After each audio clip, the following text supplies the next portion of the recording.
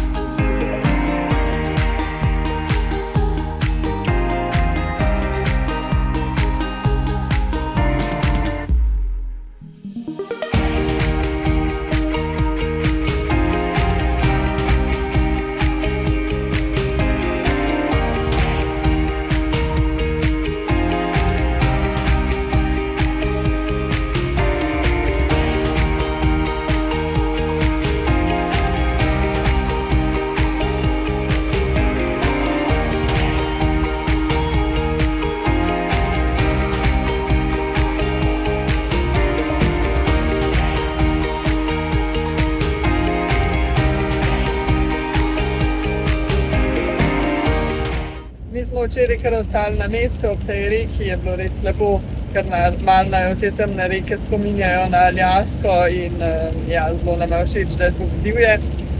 Smo pa včeraj sicer več časa posvetili temu, da sva spucala kemper temeljito po dolgem času. Malo smo zunaj uživali, šli na sprehod in počivali. Ja, danes je pa deževno, tako da gremo naprej. Danes je v planu pred perilo. Sicer na Švedskem v bistvu sploh ni javnih pralnic, samo postrežnih. So pa tukaj našla v enem manjši vasi, da je tukaj nek dom krajanov, kjer je noter neka dnevna sobica, kuhna, ki jo lahko uporabljaš. V kleti je pa tudi kopalnica s tuši, savno in pa 4 stroji, mislim, da sta 2 sušilna in 2 pralna.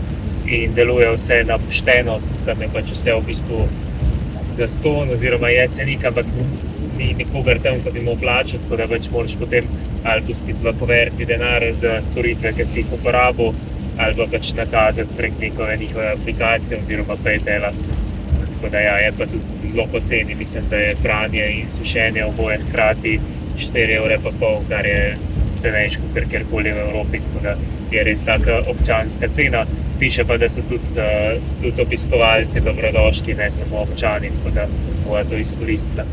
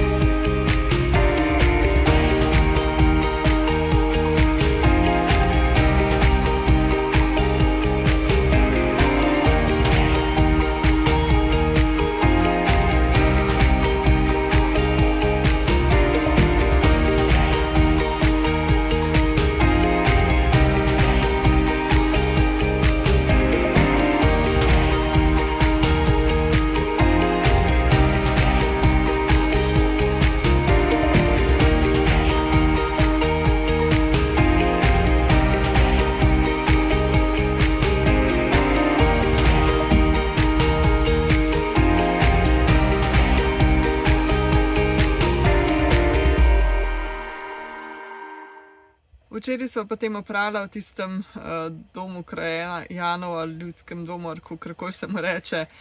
Vmes sva še skuhala se v uni kuhanci, ker sva itak tam čakala, tako da, ker smo bili v času kosila, je bilo priročno. Potem, ko sva vse zrihtala, sva se šla pa še savnat, kar nam je tudi zelo pasalo in se tam stuširala in ja, v bistvu na koncu sva čisto celo popoldne tam preživela. In morava reči, da je bilo zelo fajn, saj savnano. Tisto pranje je pa tudi kar hiter minil, ker so imeli velike stroje, pa zelo, zelo dober sušilc, ki je res posušil tako vse stvari, kar se ponavadi ne zgodi, oziroma nikoli se še ni zgodil. Pa zraven je bila še ena soba kot sušilnica, kjer je pihal topel zrak, in tam so obesila še stvari, ki niso smele v sušilca, in tudi se je zelo hitro posušil. Na koncu sem pa še jaz tja not malo šla stati, da so se mi lasje posušili. Tako da je bilo kar praktično. Ja, res ful dober. Cene so pa res take, res nizke cene. No. Mislim, da sva za pranje dala in sušenje vse skupaj 18 €, pa sva oprala 3 velike stroje in en sušilc sva uporabila.